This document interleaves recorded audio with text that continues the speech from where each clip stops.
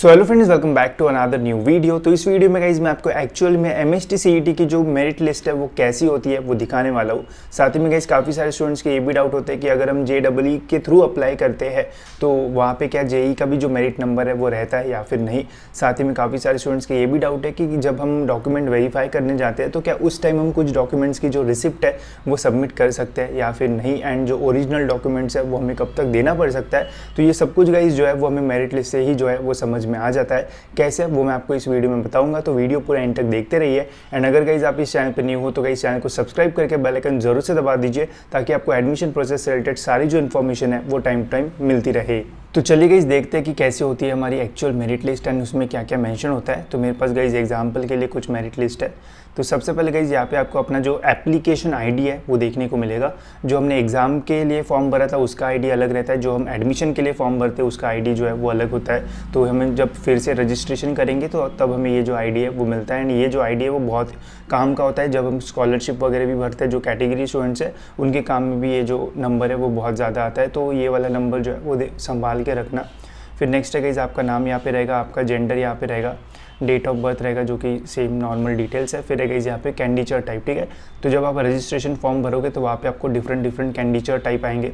जैसे कुछ students out of Maharashtra के होंगे तो वो OMS में आएंगे, कोई जम्मू कश्मीर में होंगे तो JNK में आएंगे, कोई अगर महाराष्ट्र कैंडिडेट है जिनके पास डोमिसाइल है महाराष्ट्र का तो वो कैंडिडेट टाइप A में आएंगे। ऐसे काफ़ी सारे कैंडिडेट टाइप आते हैं। तो जिसमें भी आप एलिजिबल होंगे वो कैंडिडेट टाइप हमें जो है वो चूज़ करना पड़ता है। अगर आपको डिटेल कैंडिडेट टाइप के ऊपर वीडियो चाहिए तो कमेंट्स में बताना, मैं डिटेल वीडियो जो है वो बना दूंगा। फिर नेक्स्ट और एक इंपॉर्टेंट चीज़ यहाँ पे मेंशन रहती है गाइस जो कि है होम यूनिवर्सिटी। अब होम यूनिवर्सिटी बहुत ज़्यादा इंपॉर्टेंट है बिकॉज होम यूनिवर्सिटी से हमें ये समझ में आता है कि हमें कौन सी होम यूनिवर्सिटी हमारी रहेगी एंड कौन सी अदर देन होम यूनिवर्सिटी रहेगी। क्योंकि जब आप कट ऑफ चेक करोगे तो होम यूनिवर्सिटी के कट ऑफ्स थोड़े कम रहते हैं and other than home university के जो कट ऑफ्स है वो थोड़े ज़्यादा रहते हैं। जैसे इस स्टूडेंट के होम यूनिवर्सिटी मुंबई यूनिवर्सिटी है, तो अगर ये स्टूडेंट मुंबई यूनिवर्सिटी से एफिलिएटेड कॉलेजेस में एडमिशन लेगा तो उसे कट ऑफ्स होम यूनिवर्सिटी के रेफर करना पड़ेगा। वही अगर ये पुणे यूनिवर्सिटी में एडमिशन लेगा तो पुणे यूनिवर्सिटी के कॉलेजेस के एफिलिएटेड कॉलेजेस में एडमिशन लेगा तो उसे अदर देन होम यूनिवर्सिटी के जो कट ऑफ्स है वो चेक करना पड़ेगा, ठीक है। फिर नेक्स्ट है इस कैटेगरी यहाँ पे मेंशन रहती है। अब कैटेगरी यहाँ पे मेंशन है एंड कौन से कैटेगरी से आपने एडमिशन के लिए अप्लाई किया वो यहाँ पे आपको जो है वो देखने को मिल जाएगा। अभी स्टूडेंट ने जो है वो EWS के लिए जो है वो अप्लाई किया है, ठीक है। आप यहाँ पे देख सकते हो अप्लाइड फॉर EWS, यस है, बट येस के आगे हमें यहाँ पे @ का जो साइन है वो देखने को मिल रहा है। अब ये @ क्या होता है वो भी मैं आपको बता देता हूँ, ठीक है। तो अगर गाइज आप ड्यूरिंग डॉक्यूमेंट वेरिफिकेशन कोई भी रिसिप्ट वगैरह सबमिट करते हो तो फिर आपको अपने मेरिट लिस्ट में ऐसे कुछ जो साइंस है वो देखने को मिलेंगे। जैसे आप यहाँ देख सकते हो EWS certificate @ during registration, physical document verification and confirmation period should upload and verify. तो स्टूडेंट ने क्या किया होगा, जब EWS का अप्लाई किया तो EWS की जो रिसिप्ट है वो वहाँ पे डाली होगी, ठीक है। डॉक्यूमेंट्स आने का होगा तो आप रिसिप्ट जो है वो डाल सकते हो। सभी डॉक्यूमेंट्स के आप जो रिसिप्ट है वो दे सकते हो, यहाँ पे सारे डॉक्यूमेंट्स मेंशन है। बट फिर गाइस जब मेरिट लिस्ट रिलीज़ होगी तो वहाँ पे एक जो डेट है वो मेंशन रहेगी। उस डेट के पहले आपको अपने जो ओरिजिनल डॉक्यूमेंट है वो सबमिट करना पड़ेगा, ठीक है। तो इस बार जब मेरिट लिस्ट आएगी तो उससे आपको समझ में आएगा कि कौन सी डेट है जिसके पहले आपको सारे ओरिजिनल डॉक्यूमेंट जो है वो सबमिट करना है। तो ये भी आपको मेरिट लिस्ट से जो है वो समझ में आ जाता है, ठीक है। तो जब आप रिसिप्ट सबमिट करते हो तो आपके मेरिट लिस्ट में ऐसे कुछ स्पेशल जो साइंस है वो आ जाएंगे। फिर नेक्स्ट है गाइज यहाँ पे अगर ऑर्फन हो तो यहाँ पे यस करना, अगर नहीं हो तो नो करना। फिर पर्सन विद डिसेबिलिटी, अगर कोई भी डिसेबिलिटी है तो यस पे क्लिक करना, तो यहाँ पे आपको यस देखने को मिलेगा। इन स्टूडेंट का नॉट एप्लीकेबल था। काफ़ी सारे स्टूडेंट्स ये भी पूछते हैं कि क्या डिफेंस का कोटा होता है कॉलेजेस में। जी हाँ, होता है। अगर आप डिफेंस से रिलेट करते हो तो आप यहाँ पे डिफेंस टाइप में यस क्लिक कर सकते हो जब आप रजिस्ट्रेशन करोगे तब। फिर अप्लाइड फॉर TFWS, अब TFWS के लिए अगर आपको अप्लाई करना है तो यस पे क्लिक कर सकते हो जब रजिस्ट्रेशन करोगे तब। अगर नहीं करना है तो नो पे। जैसे इसने यस पे क्लिक किया था इसलिए यहाँ पे अप्लाइड फॉर TFWS का जो ऑप्शन है वो हमें यस देखने को मिल रहा है। तो जब हम कैप राउंड का फॉर्म भरेंगे वहाँ पे हमें TFWS वाला जो कोड है वो देखने को मिलेगा। वो कैसे देखने को मिलता है मैं वीडियो बनाऊंगा, उससे आपको समझ में आएगा। TFWS क्या होता है अगर आपको नहीं पता है तो बता देना, मैं इसके ऊपर भी और एक डिटेल वीडियो बना दूंगा ताकि आपको समझ में आ जाए, ठीक है। फिर यहाँ पे कोकन कैंडिडेट्स के लिए कुछ और रिजर्वेशन होता है, तो उसमें इसने यस किया था, तो देख सकते हो। फिर लिंग्विस्टिक माइनॉरिटी, अगर आप कोई भी माइनॉरिटी से बिलोंग करते हो तो माइनॉरिटी भी यस क्लिक कर सकते हो। रिलीजियस कोई माइनॉरिटी है तो इस पर भी आप क्लिक कर सकते हो। इसमें गाइस आपको एडमिशन के कोटा में जो थोड़ा बहुत रिजर्वेशन है वो ज़्यादा मिलता है। तो अगर आप माइनॉरिटी से बिलोंग करते हो एंड आपके पास माइनॉरिटी का सर्टिफिकेट एंड सिंस जो भी आपकी बर्थ सर्टिफिकेट या फिर कास्ट सर्टिफिकेट है उसमें मेंशन रहता है तो वो है, तो आप माइनॉरिटी के लिए जो है वो अप्लाई कर सकते हो। इसके भी कुछ और बेनिफिट्स आपको जो है वो मिल सकते हैं। तो ये तो हो गई गाइस हमारे बेसिक डिटेल्स जो कि आपको ही फिल करना है। जब रजिस्ट्रेशन की प्रोसेस स्टार्ट होती है तो उस टाइम ये सारी जो डिटेल्स है वो आपको भरना होता है। तो जब भी आप रजिस्ट्रेशन का फॉर्म भरोगे तो ध्यान से भरना, कोई भी मिस्टेक मत करना, क्योंकि अगर मिस्टेक करोगे तो आगे फिर जो है वो प्रॉब्लम फेस करना पड़ सकता है, ठीक है। फिर इसके बाद आते हैं गाइस हमारे MHT CET के मार्क्स एंड परसेंटाइल। तो सबसे पहले यहाँ पे आपको अपना नाम देखने को मिलेगा, फिर आपको जो भी फिजिक्स में परसेंटेज होंगे वो यहाँ मेंशन होंगे, मैथ्स के यहाँ होंगे एंड केमिस्ट्री के यहाँ, एंड टोटल जो परसेंटाइल है वो भी यहाँ पे आपका जो है वो मेंशन रहेगा। अगर PCB का होगा तो PCB वाले सेक्शन में आपका मेरिट लिस्ट आएगा, उसमें आपको एक्स्ट्रा मैथ्स की जगह बायोलॉजी देखने को मिलेगा, ठीक है। फिर अगर आपको JEE के थ्रू भी अप्लाई करना है तो आप JEE का भी यहाँ पे जो मार्क्स है वो डाल सकते हो।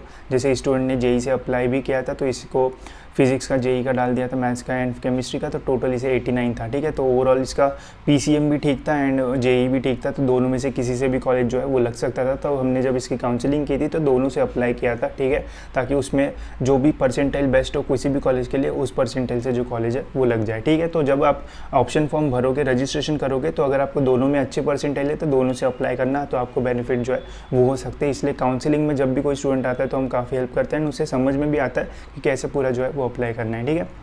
फिर नेक्स्ट यहाँ पे आपकी जो 12th की डिटेल्स है वो रहेगी, ठीक है। तो ये बेसिक डिटेल्स रहती है, बस इसमें एक मिस्टेक मत करना। 77 अगर आपको मार्क परसेंटाइल है तो 67 मत डाल देना, 97 मत डाल देना, ऐसे बहुत लोग मिस्टेक करते हैं। तो जब भी आप ये सारी चीज़ें फिल करोगे तो मार्कशीट देख के फिल करना, ताकि आपको चेंजेस ना करना पड़े, ठीक है। फिर आता है गाइस हमारा एक्चुअल सबसे इंपॉर्टेंट चीज़ जिसके लिए ये जो मेरिट लिस्ट है वो बनती है, जो कि है गाइस हमारा मेरिट स्टेटस। इससे हमें पता चलता है हमारे डिफरेंट रैंक्स, कौन से रैंक्स मेंशन होते हैं, चलिए देखते हैं। तो सबसे पहले एंड सबसे कॉमन जो रैंक है वो रहता है कि स्टेट जनरल मेरिट नंबर, ठीक है। तो अब इस स्टूडेंट का जो कैटेगरी है वो ओपन में आता है, तो यहाँ पे जनरल मेरिट नंबर रहेगा, ठीक है। आप देख सकते हो इसका जनरल मेरिट नंबर 18,000 के आसपास है। फिर आता है गाइस यूनिवर्सिटी नंबर, ठीक है। तो जो भी आपकी होम यूनिवर्सिटी रहेगी उस होम यूनिवर्सिटी में आपका जनरल मेरिट क्या है वो आपको यहाँ पे देखने को मिलेगा। अब TFWS के लिए स्टूडेंट ने अप्लाई किया, इसलिए TFWS का रैंक है यहाँ पे। अगर नहीं अप्लाई किया होगा तो नहीं होता, ठीक है। इसका इनकम 8 लाख से कम है, आप देख सकते हो, इसलिए TFWS के लिए इसने अप्लाई किया था। EWS के लिए भी अप्लाई किया था, तो इसका रैंक आप देख सकते हो। फिर कोकन स्टेट का जनरल इसका कुछ होगा तो उसके लिए अप्लाई किया था, तो इसका ऑलमोस्ट 2,500 के आसपास है। एंड जो JEE का ऑल इंडिया रैंक है वो आप देख सकते हो 5,624 इसका जो रैंक है वो हमें यहाँ पे देखने को मिल रहा है। इसके अलावा बाकी सारी जो डिटेल्स है वो यहाँ पे रहती है कि कब तक आपको हमें जो ओरिजिनल डॉक्यूमेंट्स है वो देना है, ठीक है। इसके अलावा सपोज़ अगर कैटेगरी स्टूडेंट है तो उसका कैसे रहेगा वो भी मैं आपको दिखा देता हूँ। तो बाकी सारी चीज़ें जो है वो सेम रहेगी, बस कैटेगरी अगर उसने वो कैटेगरी स्टूडेंट है तो यहाँ पे उसकी कैटेगरी जो है वो मेंशन रहेगी। एंड फिर यहाँ पे आपको कैटेगरी मेरिट नंबर जो है वो देखने को मिलेगा। जैसे इसका स्टेट जनरल मेरिट नंबर ये आया है, ठीक है। फिर यूनिवर्सिटी मेरिट नंबर इसका ये है, जो भी आपकी होम यूनिवर्सिटी रहेगी उसके अंदर का जो मेरिट नंबर है वो आपका आएगा। स्टेट कैटेगरी आया OBC। अब OBC अगर सपोज़ आपने कैटेगरी से अप्लाई किया तो कैटेगरी में आपका मेरिट नंबर क्या है वो भी यहाँ पे आता है, ठीक है, क्योंकि कैटेगरी वाइज भी जो सीट है वो रिजर्व्ड होती है। फिर यूनिवर्सिटी कैटेगरी नंबर आप देख सकते हो। अब यूनिवर्सिटी में OBC में कैटेगरी में कौन सा मेरिट है वो आपको यहाँ पे देखने को मिलेगा। TFWS के लिए अप्लाई किया था तो 10,000 के आसपास रैंक है। एंड वही all India merit number JEE से अप्लाई किया था तो 21,000 इसका जो है वो यहाँ पे रैंक हमें देखने को मिल रहा है। और इसके लिए आप देख सकते हो ये भी एग्जाम्पल है, इसमें भी आपको सेम वैसा ही जो है वो देखने को मिल जाएगा। वैसी होती है गाइस हमारी फाइनल मेरिट लिस्ट। आपने देखा ही होगा कि कितनी सारी जो डिटेल्स है वो यहाँ पे मेंशन होती है। एंड जैसे ही गाइस फाइनल मेरिट लिस्ट आती है उसके बाद गाइस बस कुछ ही दिनों में जो कैप राउंड की प्रोसेस है वो स्टार्ट हो जाती है। एंड फिर हमें समझ में आ जाता है कि एक्चुअली कौन सा जो कॉलेज है वो हमें मिलने वाला है या फिर मिला हुआ है, ठीक है। वो कैप राउंड का जब रिजल्ट लगता है तो तब पता चल ही जाता है। तो ये है गाइस मेरिट लिस्ट। अब इसमें गाइस कोई भी मिस्टेक मत करना रजिस्ट्रेशन के टाइम, क्योंकि जैसा आप रजिस्ट्रेशन करोगे उसी के टाइप से गाइस ये जो मेरिट लिस्ट है वो आएगी। TFWS क्या होता है, अगर इसके ऊपर वीडियो चाहिए होगा तो बता देना, मैं डिटेल वीडियोस भी बना दूंगा। साथ ही में ये भी बताऊंगा कि कैसे उसके लिए जो है वो अप्लाई करना है, JEE के थ्रू भी कैसे अप्लाई करना है वो भी हम डिटेल में देखेंगे, ठीक है। तो इस वीडियो में इतना ही। होप्स आपको ये वीडियो इन्फॉर्मेटिव लगा होगा। एंड ऐसे वीडियोस के लिए इस चैनल को सब्सक्राइब जरूर से कर देना, ताकि एडमिशन प्रोसेस से रिलेटेड सारी जो इंपॉर्टेंट इन्फॉर्मेशन है वो आपको मिलती रहे।